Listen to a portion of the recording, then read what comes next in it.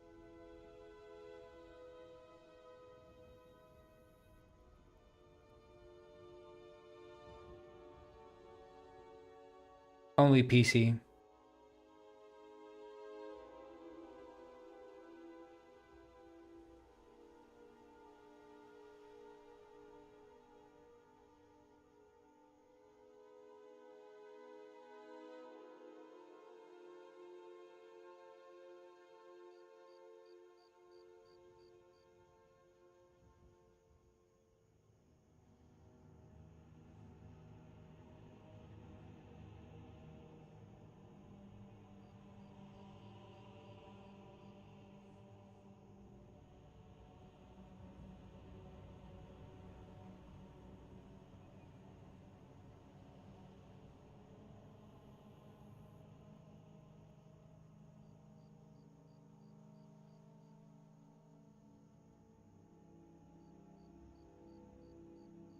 Maybe in the future, Zubair, maybe. Never know.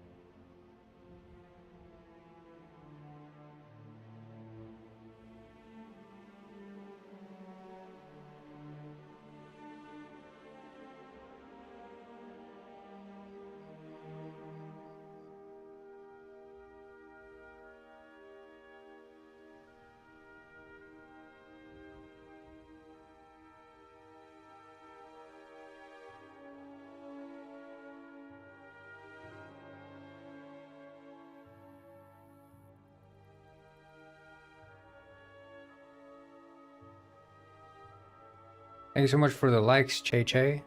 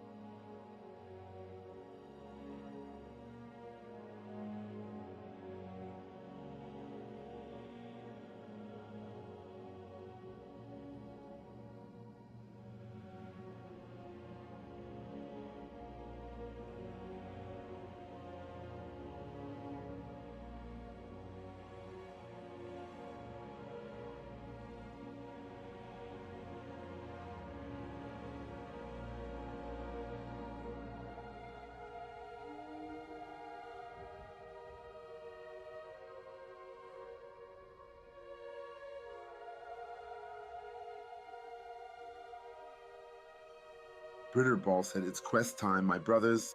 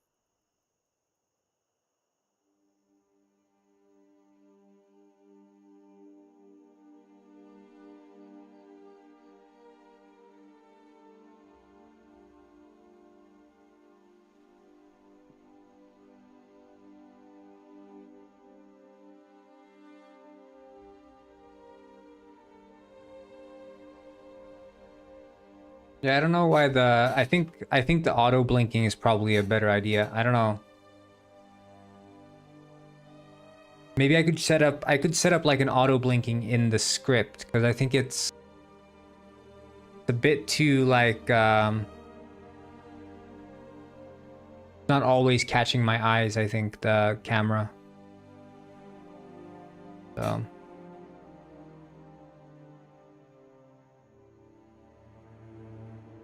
yeah, it's because my stream is actually a crypto miner, in case you guys didn't know that.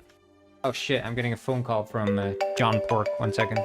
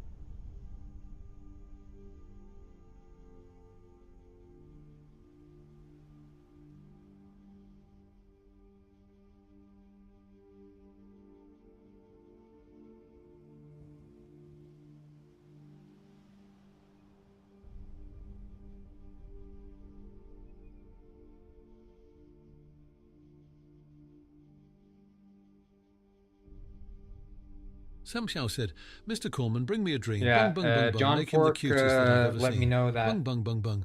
Give him 2 lips like roses and clover. Bung, What? bung, bung, bung. Then tell him that his lonesome nights are over. Bung bung bung bung. Yeah, John Pork was saying that I might have to end this stream a bit early today as well, which is all fine and dandy. That's how the cookie crumbles sometimes. Just like Detective Penguin says in this line here, that's the way the cookie crumbles, Miss Pigeon.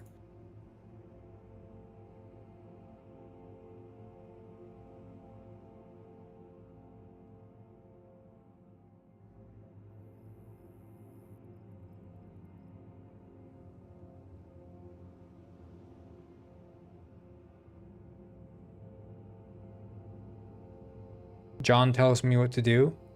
No, John just provides me with relevant information, which after receiving, I make the relevant decisions pertaining to said information. Does that make sense? John Pork is merely a mouthpiece for information that exists in the ether. And said information I absorb, and then my neurons fire in such a way that I come to my own conclusions.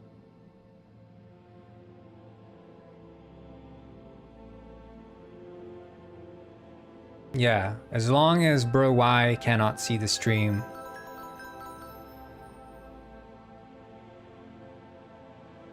And you all make sure that you chug those potions quickly now. Did we use magic? Magic. I bet John Pork is threatening Goidel. Damn.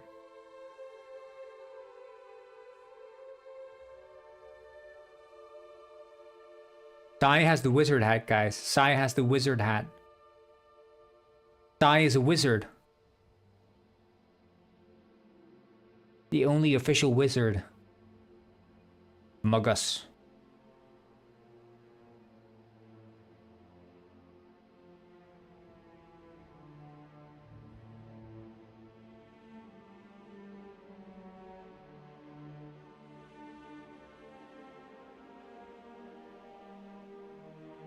I like that Soapway has the rice hat. You know, the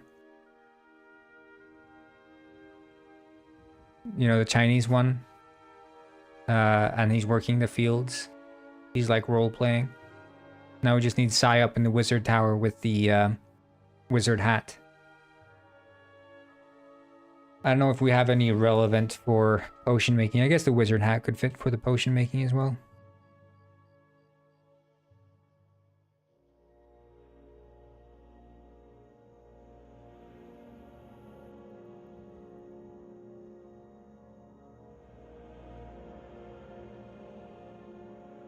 Dutch cheese hat.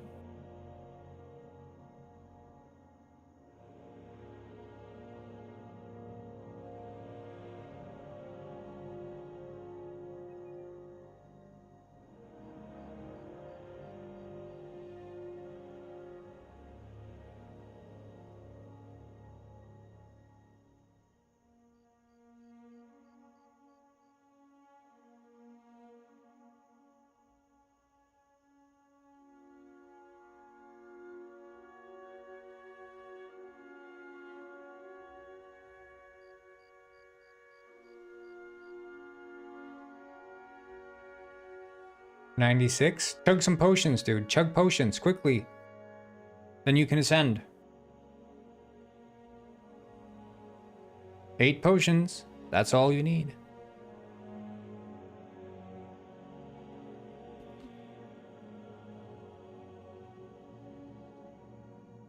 You don't have the money. How few points do you have? Potions are cheap. Are you spending them on Mirror Never Lies or something?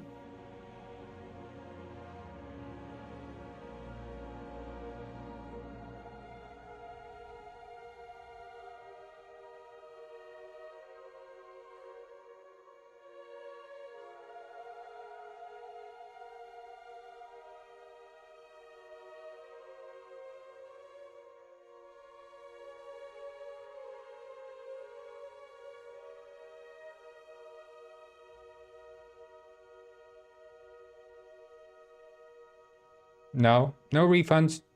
No refunds. No refunds.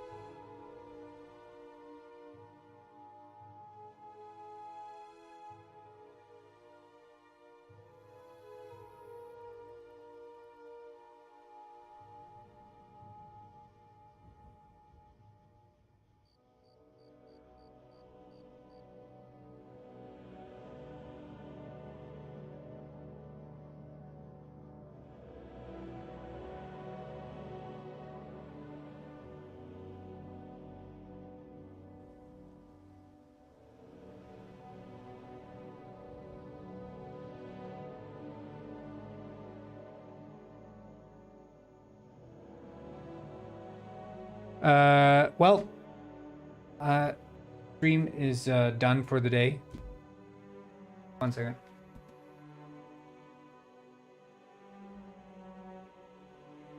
I will say thank you all for tuning in today. And I will see you all tomorrow. So you all make sure to yeah, just stay tuned for when the next stream starts, I guess. So yeah, I'll have a good one. Stay whatever Birdwall said there, or don't. Short stream. I had 6 hours. You just woke up at 2, so.